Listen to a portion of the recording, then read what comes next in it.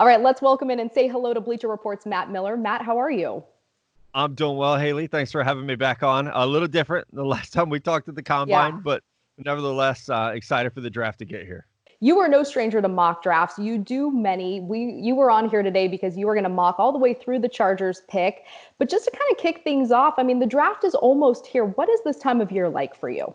It's really hectic. It honestly is. There's the combination of, the show that I have to do, my podcast, Stick to Football 3 times a week, preparing for Bleacher Report's live coverage of the draft. But then also, half of my job, I always say, is to be a reporter. It's to be a journalist, to get stories from general managers, coaches, and scouts, and collect that information, try to vet it, figure out what's real, what's not, when I'm being lied to, when I'm not being lied to, and then put that puzzle piece together to try to accurately project what these teams are going to do. All right, well, let's get started. The Cincinnati Bengals are on the clock. Who are they taking? Yeah, I think this is easy. They're going to take Joe Burrow, the quarterback from LSU. I know the NFL doesn't want it announced beforehand, but I think when Commissioner Goodell makes that first pick from his basement next Thursday night, it is going to be Joe Burrow. Washington Redskins at number 2. Yeah, this one's another easy one. I know there's been some talk about quarterbacks, but I think they'll take Chase Young, the defensive end from Ohio State, a player who I changed up my grading scale this year, but he got a 99 out of 100 on the scale. So, in Madden, when a guy's a 99, they're a pretty special player. Well, that's Chase Young. He's a pretty special player. The Redskins have an easy pick there. I had asked Cynthia Freeland this because she projected him to go to the Bengals at first overall. Is he the best player, in your opinion, in this year's draft? He really is. And it's just the difference between a team that needs a quarterback and a team that doesn't. And the Bengals could draft him and it would make sense because I do believe he's the best player. But that positional value of the quarterback just makes Joe Burrow a little more important. But Chase Young is going to be a very, very good player. And you could argue he'll be a better player early on because of the lack of, that acclimation period is not as great when you're playing defensive end as opposed to quarterback. All right, number 3, the Detroit Lions. This is a hot spot because we hear a lot of chatter about them possibly moving out, someone else trading in. What happens here at number 3 overall? Yeah, I think we're hearing that because they would like to trade out. If they stay here, I think it'll be Jeff Okudah, the corner from Ohio State. We could see them get crazy and go Derek Brown from Auburn or Isaiah Simmons from Clemson, but the smart pick would be Jeff Okudah, which means 3 guys who played at Ohio State come off the board with the first 3 picks. So Urban Meyer did a pretty good job setting the table there. It's easy to say that. All right, New York Giants up at number 4.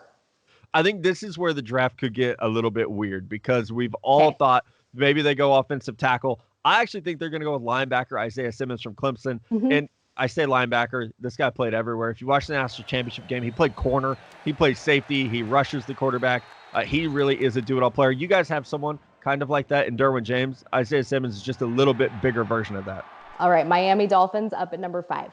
And this is where I think the quarterback run might start with the Dolphins. I have them currently projected to take Justin Herbert, and I have been writing mock drafts on paper, tearing it up, throwing it in the trash, starting over. So it's going to be a quarterback here. All the intel out there right now says Justin Herbert, which could be an elaborate smokescreen. I personally think Tua Tagovailoa from Alabama is the better quarterback, but teams don't always take my advice. So I do think as of now, Justin Herbert's their guy in Miami. All right, and number 6 overall, the Los Angeles Chargers. Who should they select, in your opinion?